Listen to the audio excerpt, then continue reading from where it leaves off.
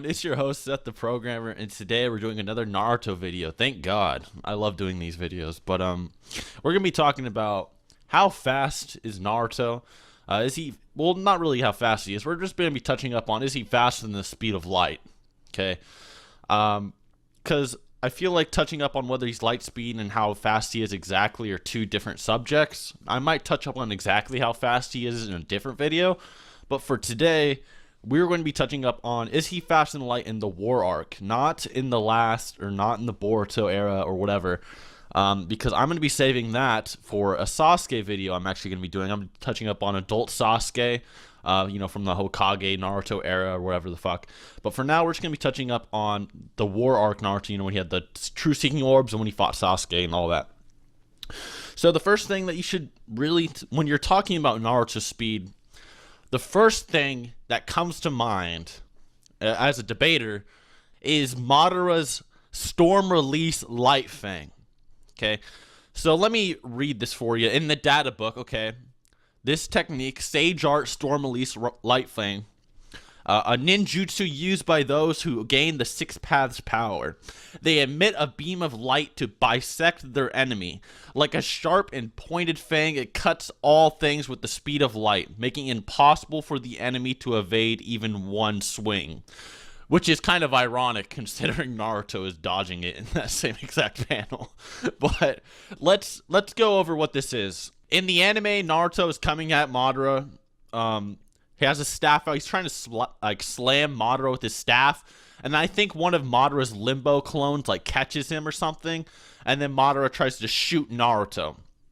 And by the time the Light Fang hits Naruto's staff, Naruto hasn't moved yet. Okay, so that means that this Light Fang that goes at the speed of light is right in front of Naruto's fucking face, and he hasn't moved. Then, in the next frame, Naruto is out of the way. Naruto moves his head out of the way before the Light Fang can move even 3 fucking inches to hit him. Naruto moves his whole head. And then Madara tries to, after he notices Naruto dodges it, he turns his head to try to, catch Naruto with it, because apparently it cuts through everything or something. But what this means is Naruto not only moved faster than light in that scenario, he reacted faster than light. I want you to think about it like this. That attack is going as fast as light. Okay? That means Naruto, he saw light. He saw light before light could touch him. Let that sink in for a minute. I really want you to think about that. Contemplate that for a minute. Naruto moved out of the way and noticed and recognized light before light could even recognize him. That's faster than light reaction speeds. No matter what you say, that means Naruto, his brain had to move fast than light, his muscles had to move fast than light, his whole body had to get into gear to move out of the way before light could just touch him. Even his eyes would have to recognize it. His entire reaction, all his reaction speed is fast than light. Now, I've seen a lot of people, because people hate Naruto, you know how it is, but people were like, well, Seth, in the manga, that didn't happen. Well, it did happen in the manga, but people think it's different. Okay, so in the manga, there wasn't some frame-by-frame animation to show you what fucking happened. In the manga, it was Naruto's coming at this dude, and then all of a sudden he stops. He's like, what the fuck happened? And then in the next panel, you just see him trying to cut Naruto's head off. You didn't see him shoot the beam out in front of Naruto like you did in the anime. It was just it just went okay, I'm stopped. All of a sudden, Naruto's ducking this beam. You know, it's kind of what the hell just happened? The anime, all it did was just kind of okay, this is exactly what happened, because this is really vague.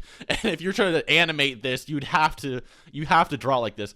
Now, a lot of people are like, well, he didn't dodge the beam. He just dodged Madara, who was trying to cut his head off with the beam. And for a while, I was like, you know, that's a good argument. Maybe that's true. But then when I looked at it again, I realized something. Madara was aiming directly at Naruto. His face was looking straight at him, okay? His face was looking right at him. And then, as you notice, he cut through the staff first, Okay, and the staff was right in front of his face. So all the anime is saying is that the beam shot directly at Naruto's staff that was right in front of his face. And the manga doesn't contradict this at all. The manga is just vague.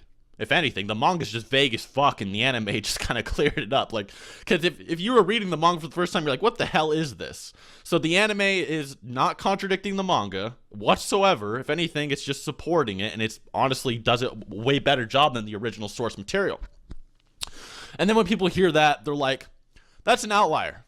I'm like, oh god, here we go. Yeah, like I said, people hate Naruto, man. They just can't let it go. So let's go into why it's not an outlier. Might Guy, okay? Might Guy was so fucking fast that he started to bend and warp space. Let that sink in. Started to bend space, which could also be indirectly bending time as well, since space and time are linked.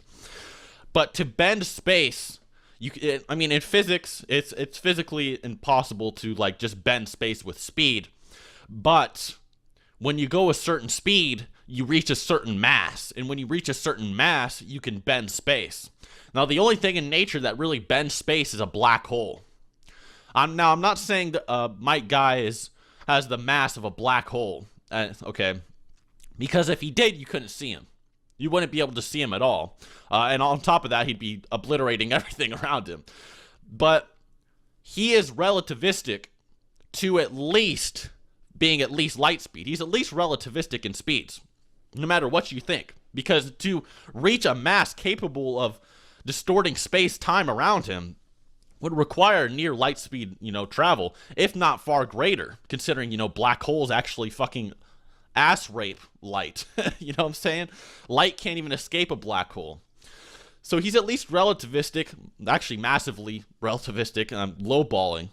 A lot of people say he's probably like 17 magnitudes below a black hole, but he's still at least massively relativistic.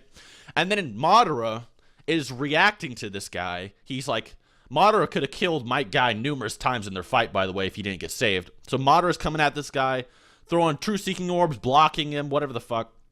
And on top of this, other shinobi like Lee and Minato are also reacting to these massively hypersonic movements. Like, Lee was able to throw a kunai in front of Might Guy. That means he was able to perceive massively hypersonic travel.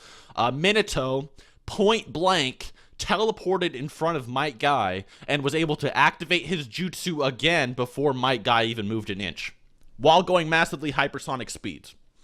And it's just shit like that you really need to basic